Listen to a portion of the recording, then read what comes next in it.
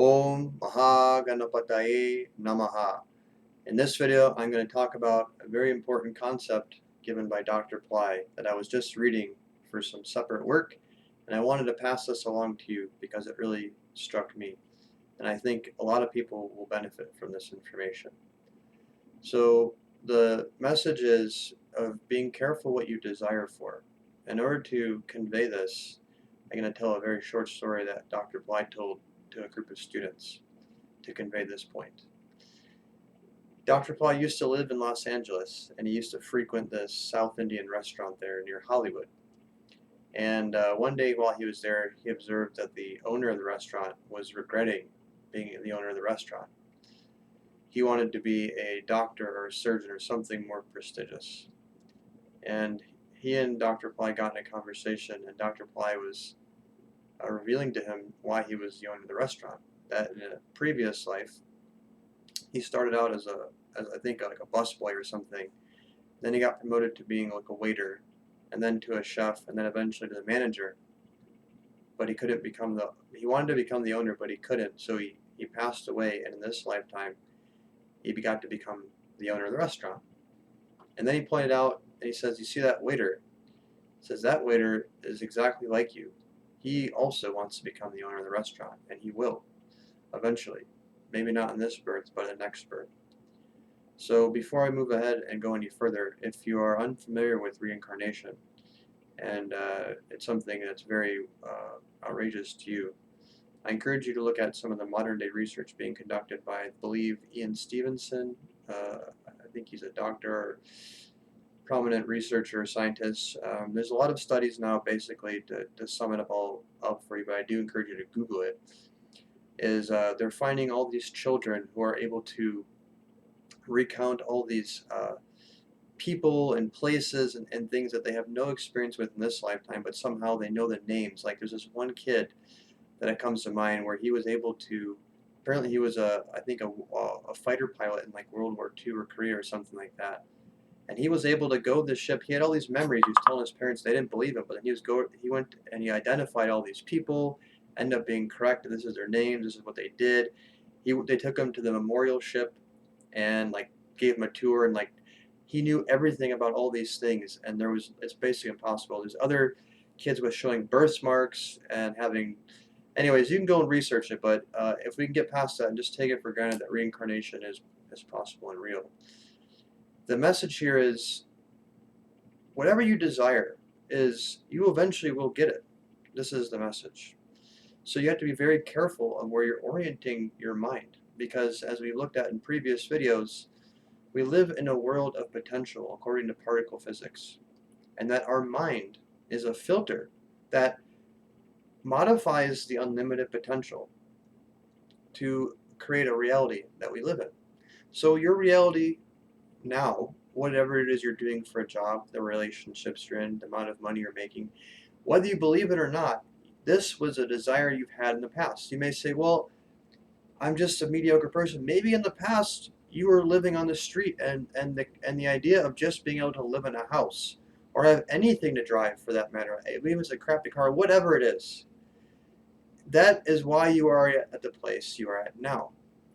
So the message is dream big. And then Dr. Pillai pairs this story. The reason he was telling it is he was encouraging us to work with a specific archetypal intelligence known as Ganapati or Ganesha. Ganapati is representing an archetypal intelligence that is latent within your unconscious. While he is a conscious living being, according to the yogis and mystics who are able to interact with these angels, I believe he is considered to be the Archangel Gabriel. He's a universal archetype. In the Egyptian tradition, he's Thoth. I believe in the Western tradition, he is Saint Nick.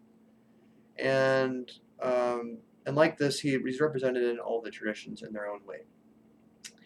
He's an archetypal principle or intelligence that represents the highest intelligence and the ability to see shortcuts. So he won't allow you to waste time on mediocre things. Another aspect of Ganesha, one of his very important qualities that Dr. Pillai talks about, is anybody who is emulating or embodying a level of preeminence. They are accessing some or all of Ganapati's intelligence because he is second to none. One of his names is Vinayaka. He has nobody above him. In the hierarchy of all the divine beings, Ganapati is said to rest at the very top. If you can imagine a pyramid, Ganapati would be the very top of that pyramid. So he's the root. That's why he lives in one of his places. He lives as in the root chakra or the Muladhara. Muladhara means the foundational, fundamental seat. So he has a unique perspective that if you can flip that pyramid and put the point in your eyes and go out, he can see everything from the highest perspective. Whereas if you can imagine if you're walking through a forest that's very thick and there's no paths and you're trying to get your way out and you can't see anything but just more bushes in front of you, it's going to be very difficult for you to navigate. But whereas Ganesha, he's got a different view where he can see the entire forest. So he's able to find the shortcuts. He's able to bypass obstacles, which is another aspect of intelligence. It's very important. Another yogi talks about a concept about Ganesha that I absolutely love and I also completely resonate with, is that he represents pure efficiency. This is an extrapolation of a concept of shortcut intelligence, efficiency. If you're representing or embodying pure efficiency, you are taking the most direct path from where you're at to what you're trying to achieve, because your efficiency is going to cut through and do everything perfectly the first time. There is no trial and error, for example.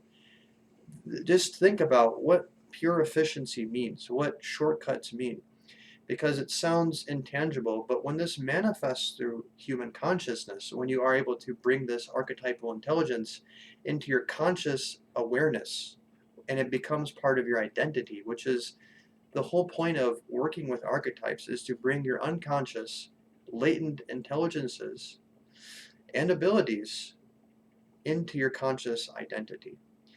You will work, you won't waste time. Ganapati is also considered, according to the Siddhas, as a god of time, the god of time.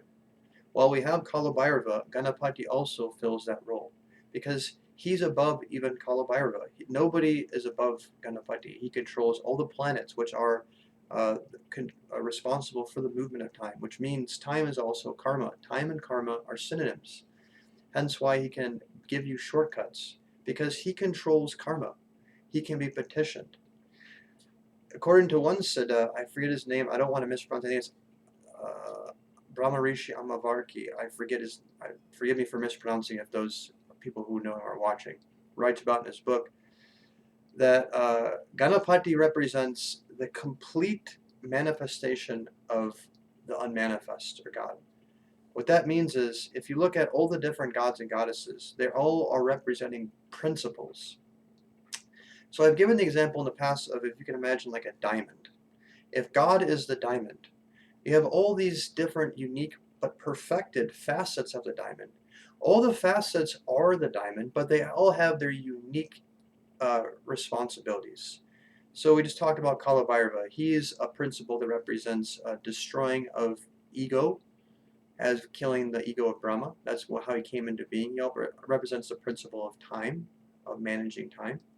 He's also a protector. You have the goddess Shrimbrzi, who is a fulfillment or wealth generation or creation, sustenance archetypal principle. And like this, all of these different gods and goddesses or angels, see the angels, gods and goddesses, it depends on what tradition. In Western, they call them angels. This tradition, they're gods and goddesses. It's all the same thing. Now, Ganapati here represents the sum total package of all the divine principles that are manifest, that are embodied as different gods, or the mantras. He is that. So we have the mantra Om. Ganapati's mantra, one of his seed mantras, is Om. He is the embodiment of Om. And what do they talk about Om is the sum total of all consciousness. Divine consciousness, human, all the consciousness. It is a sum total of all mantras. All mantras came out of Om. So you can understand Ganapati better if you can understand Om. Then you have the yogic scientist, Patanjali. who wasn't into worshiping different gods and goddesses. He's the father of yoga. His technology that he gave is totally scientific, very, very based on like a science of the mind, if you will. The only thing he talked about was Om, was the mantra for God that he gave was Om. And he says that this mantra will remove, one of the things it will do is remove obstacles. So what it does, what Ganapati is representing here as Om, is it's giving you the best filter, or the pure undiluted intelligence, which is why Ganapati is representing the highest intelligence, why he is the most preeminent. As Dr. Pillai says, his preeminence comes from because he is the embodiment of the highest intelligence. Even the gods, even the ascended masters and the siddhas, all these beings are worshiping Ganapati for his intelligence. He is the absolute pinnacle of intelligence, of power. So, to wrap this video up, I want to share I want to at least share the mantra of Ganapati and encourage you, again, to not get the mantra from me, but go and watch and hear it in Dr. Pillai's voice, because that is an initiation that gives you a certain level of permission to work with the mantra. It's establishing a relationship with the being, which the gurus, or those who are transmitting of the mantra, are invested with the power by the divine to give these initiations to establish the relationships. They are sort of the medium through which we interact with the divine. That divine has to step themselves down and function and interact with us through a human being. So the mantra for Ganapati is, there's different mantras. Om is one. You can just say Gum. You can say Om Gum or Om Gum Ganapataye Namaha. Work with Ganapati and change. He will work with, what he'll do is he will change the way you're thinking about this, about your desires, and not settling for anything mediocre, not settling for anything less than the absolute best. That is what Ganapati represents. He will not settle for second. He has to have the best because he is second to none, number one. So give it a try and experiment. What I recommend you do to establish a relationship with Ganapati, if you are intending on working with his intelligence and bringing it into your consciousness, is start a sadhana, or a practice, which is a practice that you're going to do every single day. You're going to set a specific time in the morning that you're going to wake up, and you're going to identify a specific time in the evening before you go to bed. And you're not going to give yourself an opportunity to miss these times. You will dedicate these times to working with a mantra. This is the best way to get yourself momentum and build that momentum. So in the morning, you chant the mantra 108 times, or if you don't want to count, and honestly, I'm not totally into counting myself. I like to just use, say, an hour, 2 hours, 3 hours. Dedicate at least 30 minutes, or start, if you want to start smaller, 15 minutes, but the more you do, the more you benefit you will. And also, the longer you go, the more you will start to feel the effects, and you'll get to a point when you're chanting, as Dr. Pillai talks about, that I've personally experienced, that you won't want to stop. You will have to make yourself stop, and this is because you'll start getting blissed out, because the mantras are energy themselves, and you'll start tapping in to the divine consciousness within you, which is characterized by bliss. So when you're getting blissed out and you're feeling peaceful and all these things, what's happening is you are bringing out your inherent nature, as Dr. Pillai talks about, exercising your inner wealth, which is your soul, whose nature is bliss. That's why they talk about the true happiness is not going to come from pleasure. Pleasure is only temporary. You want to go after the truth. The truth is something that is unchanging. It's never changing. It's not temporary. That's the soul intelligence, and that's what Ganapati represents, the highest soul intelligence that you carry within you. So check out the link in the description of this video. I'll find a URL for where you can listen to at least one of Ganapati's mantras in Dr. Pillai's voice. Listen to that mantra. I recommend in between your 108 in the morning, or your time slot in the morning and time slot in the evening, which you should try to extend as much as possible. And on the weekends, or when you have time off, do a little bit more. and you'll thank yourself later because you'll feel the effects. Some other tips is when you're chanting the mantra, it's okay to do it mechanically, but bring your attention into the sounds. What I mean by that is don't be chanting the mantra and then thinking about what you're going to do after you're done, the meal you're going to have, or the work that you have waiting for you. Focus on the sounds. Put your attention into the syllables. The more you can, so when you have a thought, as Dr. Pillai says, don't put your ego into the thought. The thought will bounce off you if you can hold yourself on the mantra or silence. Or mantras are very, very good because they're creative. And in this case, just keep your attention. So you're saying, Om Gam Ganapataye Namaha. Bring your attention to each of those syllables, and it'll pull your mind into the mantra. Another tip you can try experiment with is different locations for the mantra. One thing that you can never go wrong with is putting a mantra into your third eye, which is focusing the mantra in this area of your forehead. There's a thin line you can imagine starting from the center of your two eyebrows up to about 2 inches into your head. And you focus your attention or awareness into this line. You just feel it. And then you start chanting the mantra there. But in general, chant the mantra into your brain and allow your brain to take shape around that mantra, which is a whole nother topic that I'll talk about maybe at a different time. So I've covered a lot in this video. It's got longer than I want, but I hope this helps inspire you and this helps give you some practical techniques that you can use and benefit from.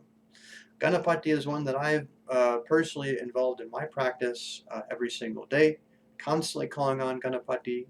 He is the Lord of beginnings as well.